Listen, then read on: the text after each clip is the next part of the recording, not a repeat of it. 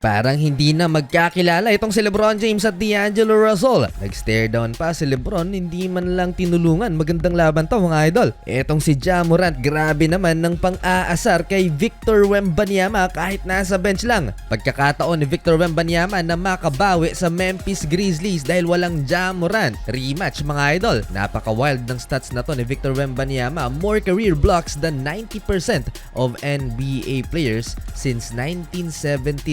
Ewan ko na lang kung hindi pa mag-Defensive Player of the Year to, ni-lockdown lang naman niya si Jaren Jackson Jr. walang mapuntahan. Sayang mga idol, nilimitahan ni Taylor Jenkins ang minuto nitong si Zach Edey. Nasapok pa sa mukha at dumugo ang ilong mga idol ng Memphis rookie. Grabe yung hype ni Ja Morant last 2 minutes ng third quarter sa 12-0 run ng Memphis Grizzlies mga idol. At hindi pa nakontento dyan si Ja after ng 3-pointer na to ni Santi Aldama. Tinawagan ba naman ng timeout mga idol ang home team? Halfway ng fourth quarter natirahan ng rookie na si Jalen Wells ng one-leg 3-pointer si Victor Wembanyama. At tingnan nyo tong reaksyon ni Ja Morant mga idol. No Ja Morant, no problem for Memphis Grizzlies as they took the win in their second of the back-to-back game against San Antonio Spurs with a final score of 140-112. Coming off the bench, si D'Angelo Russell sa kanyang pagbabalik sa Los Angeles para sa Brooklyn Nets since mangyari nga yung trade. Sagutan mga idol ng dakdak sa pagsisimula ng first quarter, Jackson Hayes alley-oop dunk,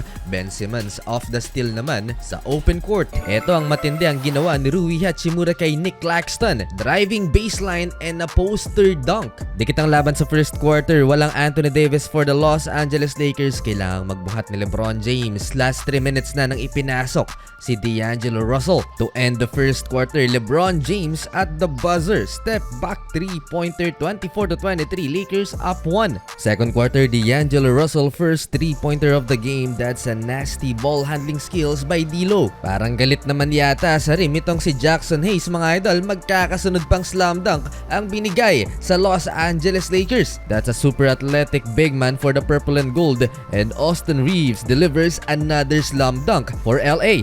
3-on-1 break for Brooklyn Nets, and Nick Claxton finishes with a dunk. Lakers up 6 at the half, 51-45. Nangyari sa LA Lakers, sa loob lang ng 4 na minuto na magsimula ang second half, lamang na ang Los Angeles Lakers 56-54. Ben Simmons with his second field goal of the game, and that's a slam dunk mga idol. Ang dating katulong off the bench ng Lakers na si D'Lo, eto pinapasakit ang kanilang ulo, salitan lang ng kalamangan sa third frame. Once again, Ben Simmons, another dunk para sa Brooklyn Nets. Parang naging personal naman ang laban na to ni LeBron James kay D'Angelo Russell. Tumumba si D'Lo, hindi man lang tinulungan ng kanyang former teammate.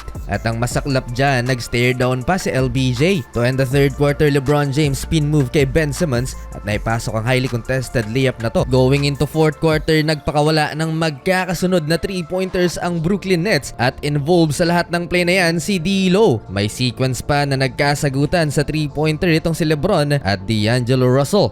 Grabe yung buhat na ginawa ni LeBron James from defense to offense. Eto, block and another 3-pointer, 28 points for LBJ. Nagkalabasan yata ng galit pati itong si Austin Reeves. Sinubukan ding tirahan si D'Lo at naipasok ang 3-pointer na to harapan. Take over mode itong si Austin Reeves mga idol. Down the stretch, 38 points, career high. Fantastic step back ni AR, 8-point lead, 100-92. Not yet finished dahil sumasagot pa rin ang Brooklyn. D'Lo, another 3-pointer. In transition, LeBron James alley-oop dunk mula sa assist ni AR. Though close game at the end, panalo pa rin ang Los Angeles Lakers. Grabe yung buhat na ginawa ni Reeves at LeBron sa purple and gold.